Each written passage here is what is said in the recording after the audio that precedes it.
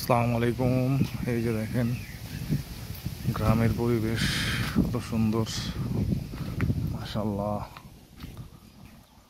এই যেখানে প্রচুর ধান হয়েছিল, ধান সব কেটে ফেলছে।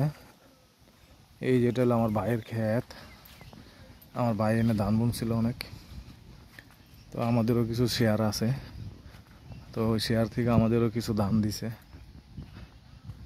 এই যে দেখেন ওই যে আমার ভাইয়ের বুনছে, পটল বুনছে, এই করলা বুনছে, অনেক কিছু বুনছে।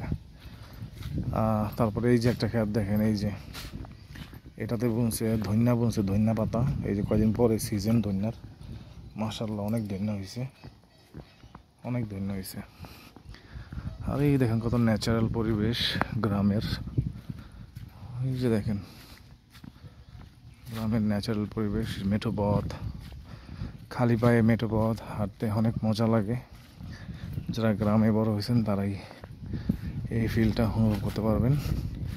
এই দেখেন কত কবুতর সব আইসে এখানে খাবার খাইতেছে। দেখেন কত কবুতর,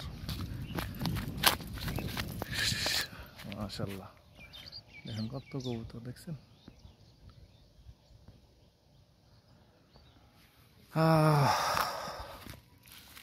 সেই লাগে গ্রামে বসবাস করতে, পুরো শান্তি। ওই যে আমার ভাই বুনছে পটল, প্রচুর রোদ, যাইতে ভালো লাগতেছে না, দূর থেকে দেখাই সবাইরে। আর এই যেগুলো বুনছে বেগুন, বুনছে বেগুন, বেগুনের পাশেই আবার ধনিয়া পাতা বুনছে।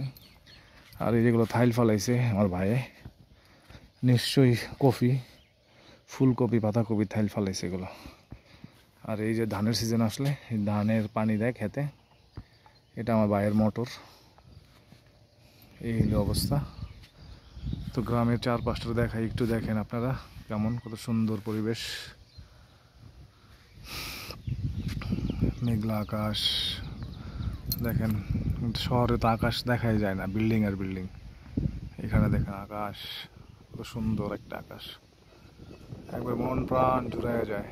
কি বাতাস, কি ন্যাচারাল হাওয়া।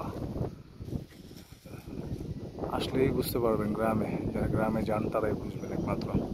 আর যারা শহরে থাকেন তারা তো বুঝবেন না। এই দেখেন বাতাসের কি শব্দ, মন প্রাণ জুড়ে যাচ্ছে একবার বাতাসে, দেখছেন?